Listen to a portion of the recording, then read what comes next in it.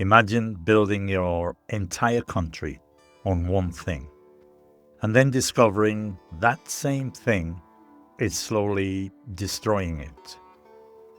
That's the situation India is in right now.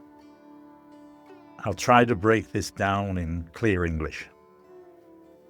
If we look at this from a different angle, instead of asking why does India still use coal, maybe we should ask what would happen if India suddenly stopped using coal. Because that question changes everything.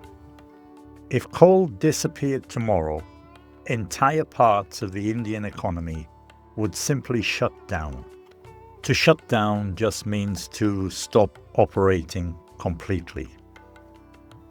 Factories would lose power, transport systems would slow down, small businesses would struggle to survive, and millions of people would be left without work. You see, in India, coal is not just fuel. It acts like a backbone. A backbone is something essential that supports everything else.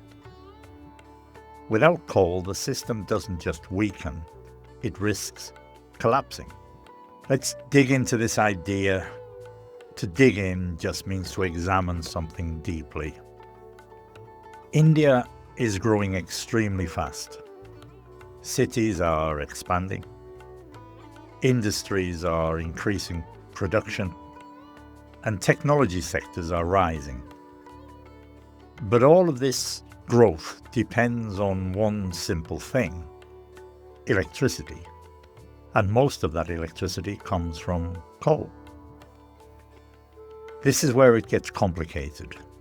India actually has huge coal reserves.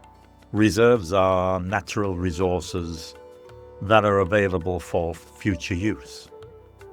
So from a practical point of view, meaning based on reality, not theory, it makes sense to use what you already have. I'll introduce an expression here: to make the most of something. This means to use something in the best possible way. And India is making the most of its coal. But there's a serious downside, disadvantage. And this is where the story takes a darker turn. The air. Let's talk about the air. Because no matter who you are, you take it in. Take in means to breathe something into your body in this context. When that air is polluted, the damage to your body builds up slowly. To build up means to increase gradually over time. Doctors tell us something disturbing. The human body is absorbing pollution day after day. There's an idiom that explains this perfectly. It eats away at you. This means it slowly damages you over time. Just like rust destroys metal, pollution is damaging people from the inside. So now we have two realities happening at the same time. Coal is helping people live better lives, but it's also shortening those lives. I lay this out clearly. To lay out means to explain something step by step. So to lay this out, coal provides jobs, energy, and economic growth. But it also creates air pollution, health problems, and environmental destruction. This is what we call a trade-off. A trade-off is a situation where you gain something but lose something else. India is trading economic growth for environmental and health costs. Now, there's something many people don't fully understand. You cannot simply replace coal overnight. Using a key phrase, to phase something in, this means to introduce something gradually. Renewable energy is being phased in, but coal cannot be phased out at the same speed. Why? Because the system is deeply connected. Coal mining supports transport. Transport supports local economies. And local economies support families. It's like pulling on a thread. Pull on a thread means to affect one part of a system and cause changes everywhere else. If you remove coal too quickly, the whole system could unravel. To unravel means to fall apart or collapse. Let's shift perspective again.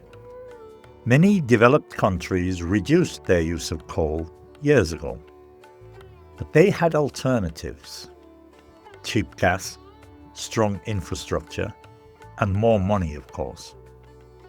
India doesn't have those same advantages. So when people say, just stop using coal, they are oversimplifying the problem. To oversimplify means to make something seem easier than it really is. India argues that it should not be forced to follow the same path. And here's an important concept, what we call fair responsibility.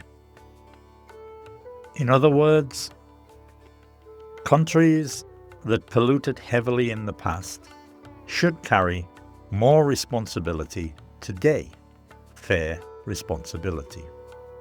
Let's bring in another dimension, the environmental cost. Mining coal doesn't just create energy, it transforms land. Forests are removed, water systems are disrupted, and communities are relocated. To be relocated means to be moved from your home to another place. This is relocation. And for many small farmers, this creates a cycle of instability. They lose land, and then they struggle to rebuild their lives. At the same time, renewable energy is growing. Solar farms are expanding. Wind power is increasing. And governments are setting long-term targets. Here's a key phrase: in the long run. This means over a long period of time, in the long run, renewables will likely dominate. But in the short term, coal remains essential. Experts believe coal use will slowly decline. But slowly is the key word, because this transition, this change, could take decades. Another useful expression here is to bridge the gap. This means to reduce the difference between two situations, and India is trying to bridge the gap between energy needs and environmental responsibility. That brings us to one final idea, what we call a just transition.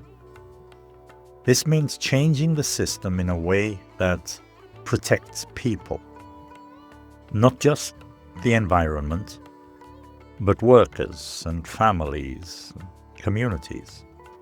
Because if you move too fast, you risk creating unemployment. If you move too slowly, you risk long-term damage to health and the planet. So India is walking a tightrope. A tightrope situation is a very risky and delicate balance. And here's the conclusion. Coal is not simply a bad thing, and it's not simply a good thing. It's both. It powers progress, but it also creates consequences. For now at least, India cannot walk away from coal.